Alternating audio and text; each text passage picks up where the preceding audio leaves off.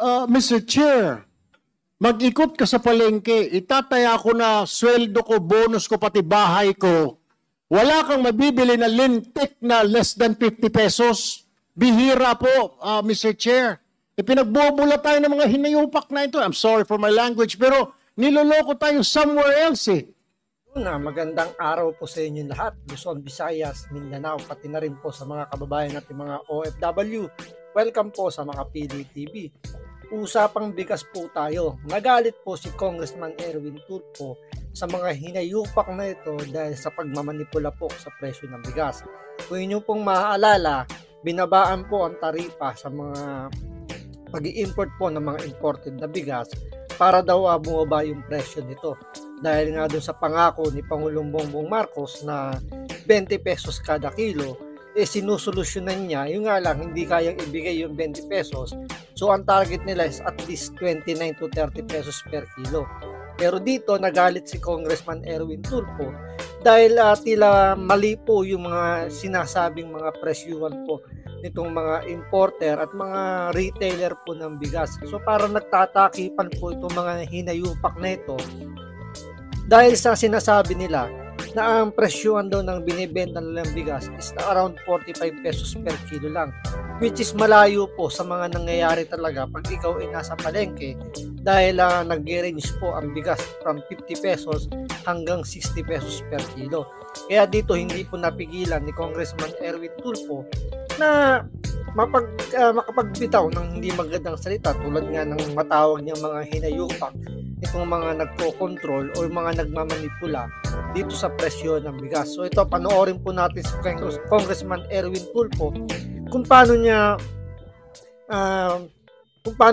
inaalam kung paano hindi naibibigay yung tamang presyohan ng bigas na ibinaba na nga yung taripa sa presyo ng yung pagkuha ba ng tax doon sa mga imported na bigas, parang lalo pang sumisipa yung presyo ng bigas. So walang pinagkaiba ito tungkol doon sa sa oil deregulation law na pinirmahan dati na ang layunin para daw maibaba yung presyo ng gasolina. Since na napirmahan yung oil deregulation law, mas lalo pa tong sumipat, umaabot na ngayon ng 55 pesos per liter. So walang pinagkaiba sa ginawang batas tungkol dito sa pagbaba ng taripa, ganun din, mas talong sumipa pa yung presyo ng bigas. So ito, panoorin po natin itong mga tanong ni Congressman Erwin Tulfo kung paano ba o ano nangyayari, bakit ganun ang presyuhan ng bigas. Pero siyempre, bago ang lahat, kung hindi ka pa nakasubscribe sa Makapili TV, baka pwede naman pong pakipindot po muna yung subscribe button at the same time, palike na rin po ng video, wala naman pong bayad yan. Kaya, pindot na. So ito, panoorin po natin si Congressman Erwin Tulfo kung paano niya alamin kung ano yung nangyayari sa presyuhan ng bigas. Questions for the importers and then the wholesalers and then the retailers. But first of all, let me direct my question to Commissioner Benvenido Rubio of the BOC. Mr. Commissioner, sir, when you say landed costs, what does it include? Is it the price from the price that they bought it from overseas and then shipping, etc., taxes? Anong mga kasama doon sa landed cost? Mr. Chair, the landed cost composes of the cost, which includes the freight, the buying price of the declared value of the goods, plus collected duties and taxes from those goods, Your Honor. All right, hindi pa po kasama doon yung tracking. Paglabas sa customs, hindi pa po kasama doon. Yes, Your Honor. Pagdating lang sa pier hanggang sa may sakay nila sa truck nila, going to their warehouse, hanggang doon lang kayo. Yes, How Your much Honor. is, can you give me like per kilo on the landed cost for imported rice? We had an estimate of 33.4. 33.4. Around that figure, Your Honor. 33.4. How many metric tons did arrive this month from overseas? For this month, Your Honor, it's about 75.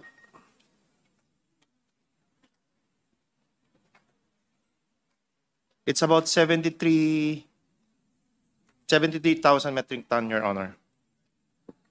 Right, thank you, Mr. Chair.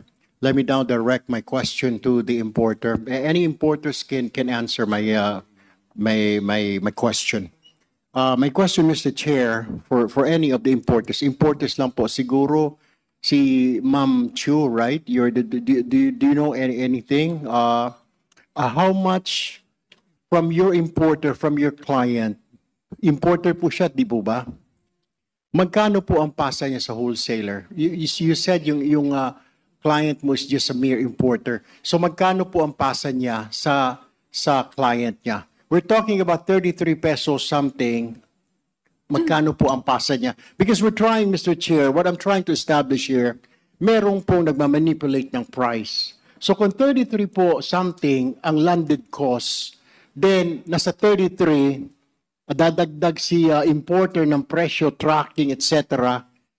How much is it, Attorney Chu, yung pagpasa niya sa importer? How much is it? Kasama na po yung profit niya, expenses niya, tracking, warehousing, etc., etc. How much? Your Honor, hindi ko po nakuha yung landed cost, but the rate that we sell it to our wholesaler, I was told it was 41. Noon po, before the tariff decrease, it was 48. And now po, binaba na po nila to 41. 41 ang pasa po nila. So kasama na po doon yung profit. We're talking about kasama na po ang profit and then yung transportation, warehousing, etc., expenses. All in na po yan, 41. All right.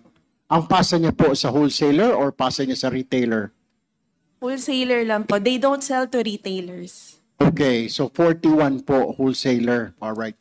Now, my question is, who's the wholesaler here? Can somebody? Yeah, Mr. Cruz, right? Mr. Cruz, Mr. Chair, how much naman po pag nakuha po ninyo? Is it the same? You're getting the same price pagkuha ng binibenta sa inyo at 41 yung imported rice ng importer, or nakakuha kayo na mas mababa pa as wholesaler? Same lang po, Your Honor. All right, 41, right?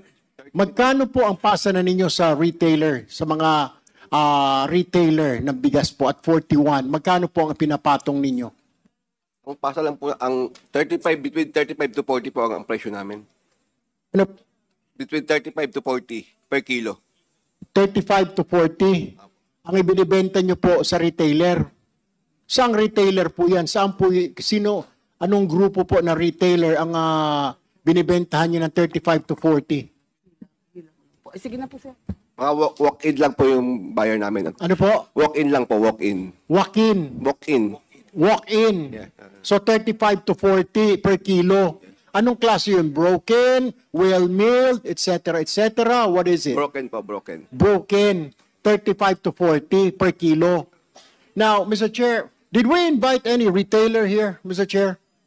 Can we ask if we have any retailers here? Because we're trying to figure out from 33, bakit wala pa ako nakikita na less than 50 pesos per kilo na bigas?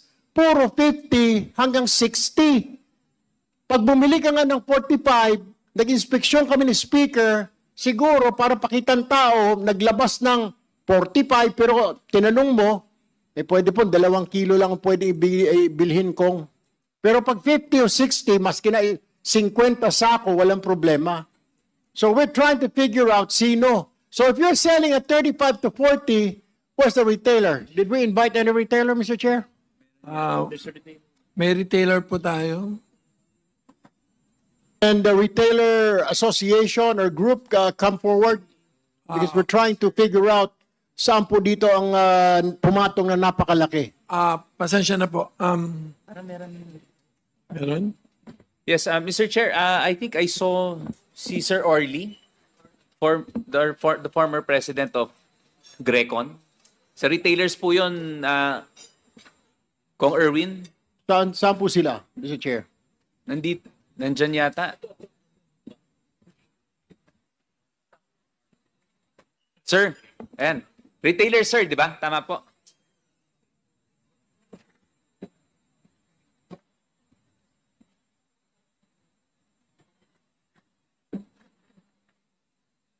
Hello po, magandang hapon po sa lahat.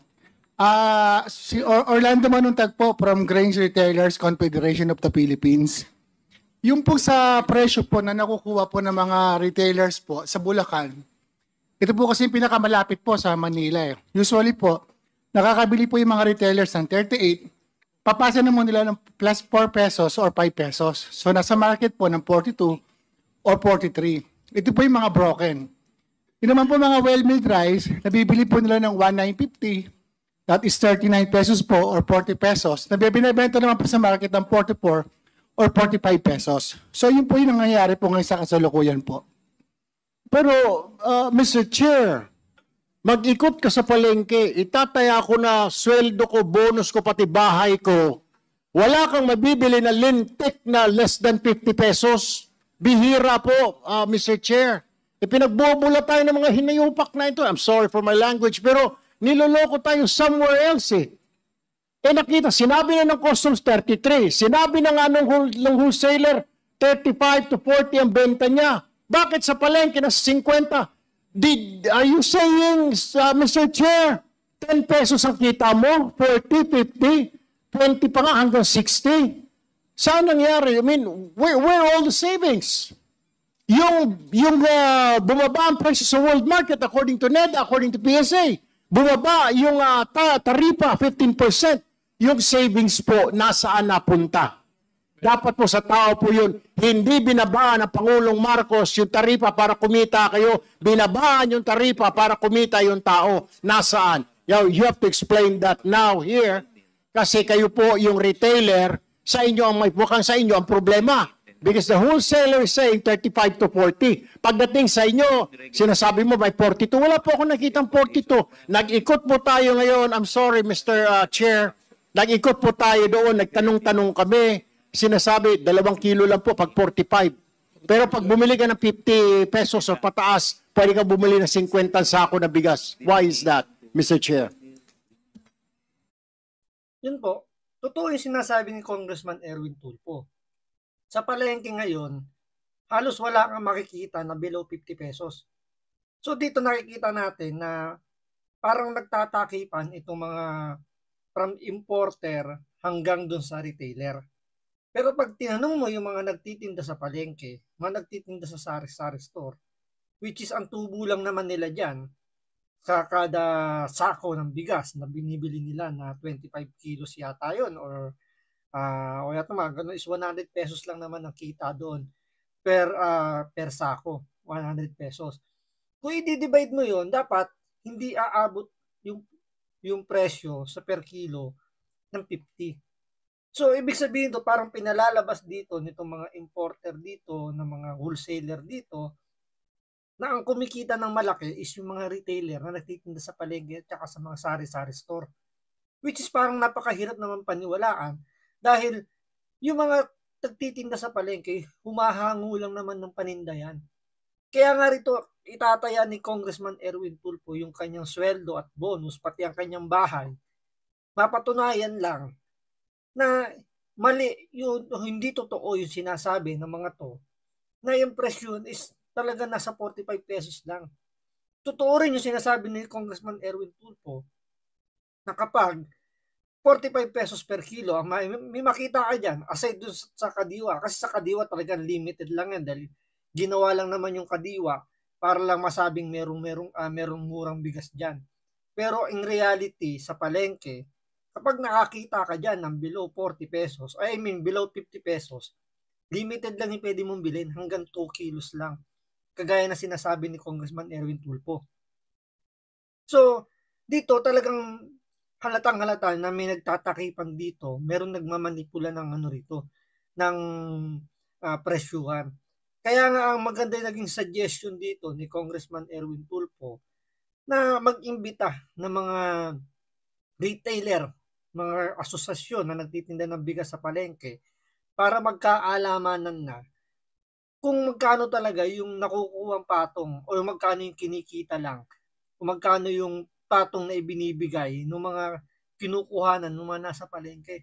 At the same time, hinihingi rin dito ni Congressman Erwin Tulfo yung mga kliyente nitong mga wholesaler na binabagsak kanila ng bigas para magkaalaman na talaga kung totoo yung mga sinasabi nitong mga nag-i-import o yung mga humahawak ng bigas natin from importer hanggang sa wholesaler. So, yan po yung aabangan natin sa susunod na hearing kung saan mabubuo rito ni Congressman Erwin Tulfo kung sino ba talaga ay nagsasabi ng totoo. So, abangan po natin yan. So, maraming salamat sa panonood.